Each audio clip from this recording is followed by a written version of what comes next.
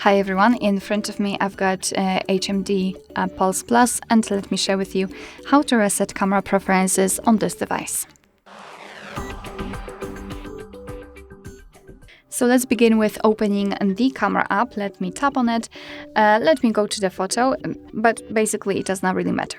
To be sure that you will see the changes, I'd like to apply the grid lines. So let me first of all do it. Let me apply them. I hope that you can see them. Basically, after resetting the options, they should disappear. So that is why I've turned them on.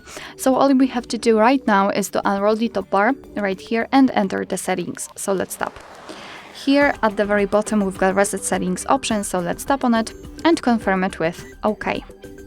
As you can see, this is our first evidence that the reset option worked. Basically, this is the information you'll receive after opening the camera for the very first time. So just tap on got it, and as you can see, the grid lines are not visible, they are turned off, which means that we just successfully reset all camera preferences.